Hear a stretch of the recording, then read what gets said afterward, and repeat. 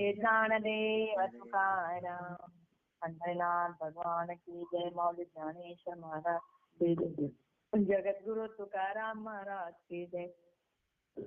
शांति ब्रह्म एकनाथ महाराज. गोपाल कृष्ण भगवान की जय. प्रभु रामचंद्र भगवान की जय. पवन सुत हनुमान की जय. पार्वती पते शिव हर हर हर महादेव.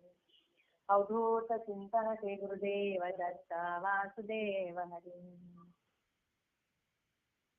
मूकं करोति वाचालं पंगुं लंघयते गिरिं.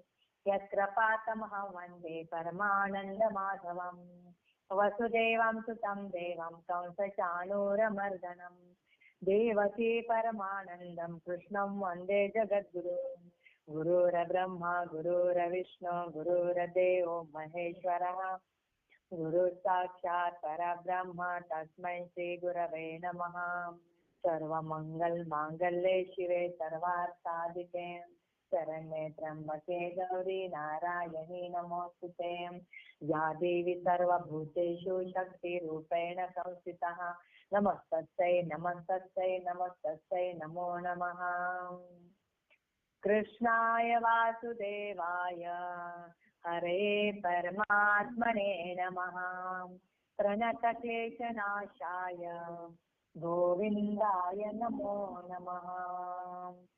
मुक्ति कहे भगवान को मेरी मुक्ति बता.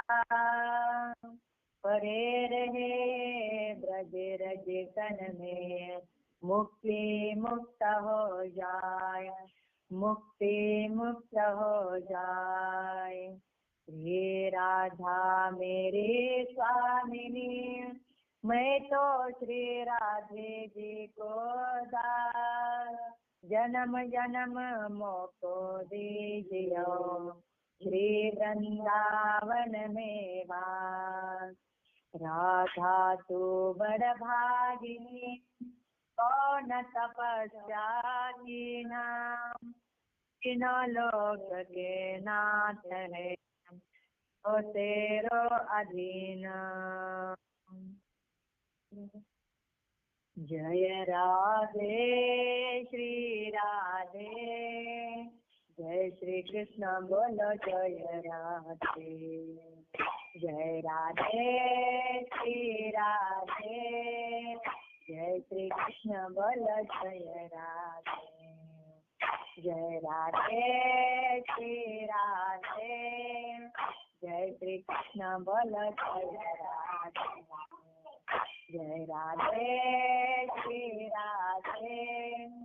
जय श्री कृष्ण बोलो जय राधे. जय श्री कृष्ण बोलो जय राधे. जय श्री कृष्ण बोलो जय राधे. जय श्री कृष्ण बोलो जय राधे. जय श्री कृष्ण बोलो जय राधे. जय श्री कृष्ण बोलो जय राधे. जय राधे श्री राधे. जय श्री कृष्ण बोलो जय राधे. जय राधे श्री राधे. जय श्री कृष्ण बोलो जय राधे. जय राधे श्री राधे. जय श्री कृष्ण बोलो जय राधे. जय श्री कृष्ण बोलो जय राधे. जय श्री कृष्ण बोलो जय राधे. जय राधे श्री राधे. जय राधे श्री राधे. ओम नमो भगवते वासुदेवाय. ओम नमो भगवते वासुदेवाय. ओम नमो भगवते वासुदेवाय. ओम नमो भगवते वासुदेवाय. ओम नमो भगवते वासुदेवाय. ओम नमो भगवते वासुदेवाय. ओम नमो भगवते वासुदेवाय. कृष्णं नारायणं वन्दे कृष्णं वन्दे व्रजप्रियं कृष्णं द्वैपायनं वन्दे कृष्णं वन्दे प्रथासुतं सच्चिदानन्दरूपाय विश्वोत्पत्त्यादिहेतवे तापत्रया विनाशाय श्रीकृष्णाय वयं नुमः. यं प्रव्रजन्तमनुपेतमपेतकृत्यं द्वैपायनो विरहकातर आजुहाव पुत्रेति तन्मयतया तरवोऽभिनेदु तं सर्वभूतहृदयं मुनिमानतोऽस्मि. अज्ञानध्वान्तविध्वंसां कोटिसूरसमप्रभं सुसाख्याहि कथासारं मम करुणरसायनम्. चिन्तामणिर्लोकसुखं सुहृद्रोहस्वर्गसम्पदं प्रयच्छति गुरुप्रीतो वैकुण्ठं योगि दुर्लभम्. परीक्षिते कथा वक्तुं सभायां संस्थिते शुके सुधा कुम्भं गृहीत्वैव देवास्तत्र समागमन्.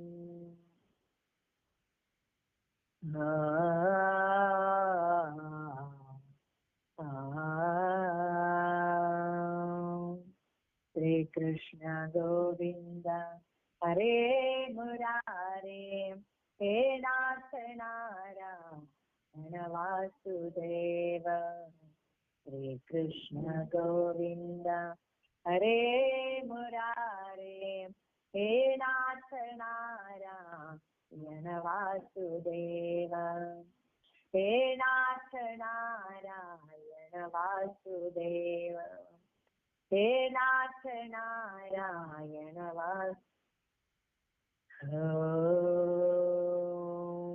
गोविंद गोविंद गोविंद. आपलं सध्या भागवत चाललेलं आहे आणि भागवतामध्ये भगवंतांच्या कथा. आता मागची जी आपली कथा होती तर राजा परीक्षिताने प्रश्न विचारलेला होता की जो भौमासुर होता तर त्या भौमासुरानं म्हणजे 16,000 राजकुमारींना बंदिस्त करून ठेवलेलं होतं. तर कृपा करून मला हा पराक्रम सांगावा असा प्रश्न राजा परीक्षित महाराजांनी श्री शुकजींना विचारला. श्री शुकजी सांगू लागले, काय झालं म्हणलं त्याचं की भौमासुराने म्हणजे फार अधर्म केला होता. म्हणजे त्यानं 16 सहस्र राजकन्यांना पळवून नेलेलं होतं. पुन्हा वरुणाचं छत्र घेतलं होतं, आदितीची कुंडलं घेतली होती आणि मेनू पर्वतावरील जे मणी पर्वताचं जे स्थान होतं तर ते स्थान सुद्धा त्यानं घेतलेलं होतं.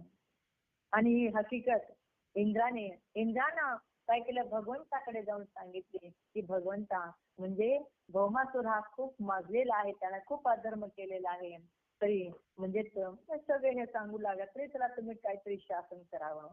आणि हे ऐकल्यावर भगवंताने काय केलं, भगवंत आपल्या गरुडावर स्वार झालेले आहेत आणि गरुडावर स्वार होऊन बघा आपली पत्नी सत्यभामेला सोबत घेतलं आणि भगवंत बघा म्हणजे भौमासुराची जी राजधानी होती ते नाव होतं प्राग्ज्योतिषपूर. तर त्या प्राग्ज्योतिषपुराला भगवंत आता गरुडावर स्वार होऊन सत्यभामेच्या त्या ठिकाणी गेलेले आहेत बघा.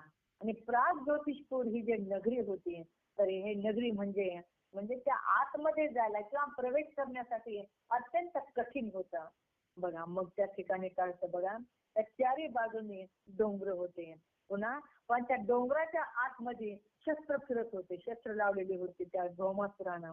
पुन्हा शस्त्राच्या पुढं पुन्हा होतं पाण्याने भरलेले खंडक बघा. आणि त्या खंडकाच्या पुढं पुन्हा अग्नीने पेटलेले खंडक होते बघा. आणि पण त्याच्याही पुढे होतं काय तर म्हणजे त्याच्या आत बाजूला प्रचंड वाहणारा वारा आणि त्याचा तोच त्या ठिकाणी होता. म्हणजे एवढं सगळं ओलांडून त्या नगरीमध्ये प्रवेश करायचा होता.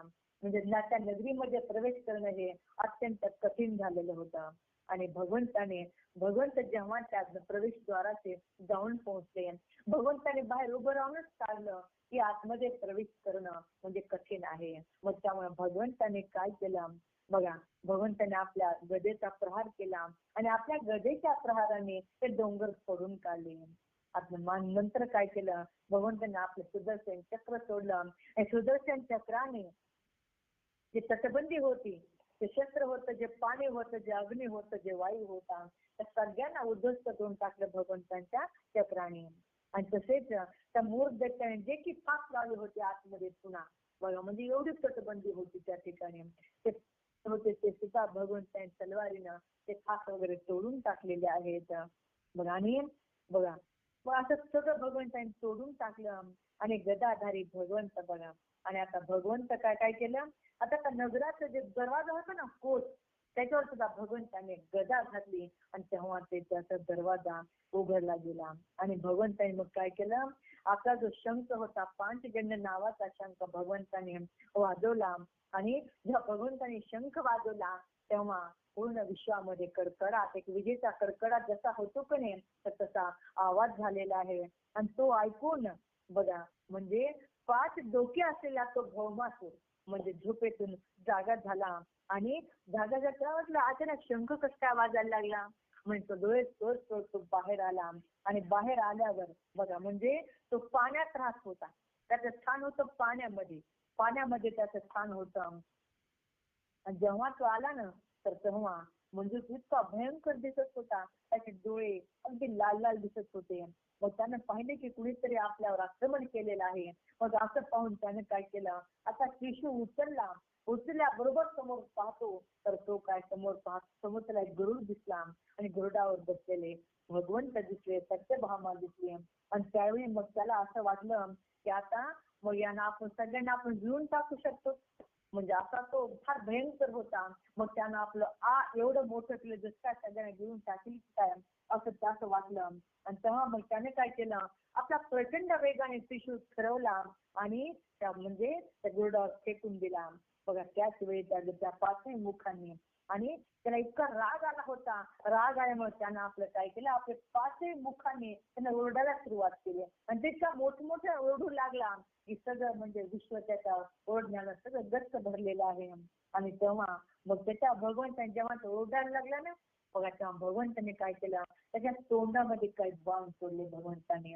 आणि मग तेव्हा आता त्याचं ओरडणं बंद झालं, पण त्याचं ते आज होते तसंच राहिलेलं आहे. मग तेव्हा चिडून मग आता भगवंतावर तो खूप चिडला, कारण त्याचं तोंड भगवंताने बंद केलं. आणि मग त्याने भगवंतावर काय केलं, चिडून आपली गदा भगवंतावर फेकून दिली. आणि मग तेव्हा भगवंताने काय केलं, आपल्या गदेच्या प्रहाराने त्या गदेचा त्याच्या चुराडा करून टाकला. आता तो म्हणजे शस्त्रहीन झाला होता, त्याच्याजवळ आता एकही शस्त्र राहिलं नव्हतं. मग पुन्हा तो काय केलं, त्याने काय केलं, आता पुन्हा भगवंतावर तो तसाच चालून आला. मग भगवंताने काय केलं, आपल्या शस्त्राने त्याचे 5ही मस्तके छाटून टाकली भगवंताने. आणि मस्तके छाटली जातात बघा, त्याचं काय झालं, प्राणोच्चमन झालं. आणि ज्याप्रमाणे म्हणजे एखादा पर्वत कसा कोसळतो ना समुद्रामध्ये, तर त्याप्रमाणे तो भौमासूर जो होता तर तो दैत्य असा पाण्यात पडला. आणि पाण्यात पडल्यावर तर सगळ्यांना माहित झालं की हा दैत्य आता म्हणजे गेला आहे असं सगळ्यांना वाटलं. मग म्हणून त्याचे जे पोरं होते ना, 7 पोरं होते त्याला, एक ताम्र, अंतरिक्ष, श्रवण, विभा, वसु, नभस्वान आणि अरुण, मूर असे त्याचे 7 पुत्र होते. 7 पुत्रांना सगळे 7 पुत्र त्याचे शोकाकुल झाले. आणि मग त्यांना असं वाटलं याचा बदला आपण घेतला पाहिजे. मग त्या बदला घेण्याच्या तयारीने सगळे शस्त्र वगैरे घेतली आणि सगळ्या शस्त्रांनी सुसज्ज होऊन ते त्या ठिकाणी युद्ध करण्यासाठी आले. आणि त्या म्हणजे त्यांनी काय केलं, त्या भौमासुराच्या आदेशावरून भगवंतावर चढाई केली. बघा तेथे जाऊन त्यांनी भगवंता सगळी शस्त्र सोडली, म्हणजे बाण, खड्ग, गदा वगैरे सगळं सोडलं. आणि सगळ्यांचा भगवंताने चुराडा करून टाकला. आणि त्यांनी काय केलं, मग भगवंताने काय केलं, आपल्या बाणा पाठीमागे बाण अशी शेकडो बाण भगवंतांनी सोडली. आणि त्याची जी सेना होती ना, त्याच्या सेनाचे कुणाचं मस्तक तुटाले, कुणाचा पाय तुटत होता, कुणाचा हात तुटत होता. सगळ्यांचे असे अवयव तुटू लागले.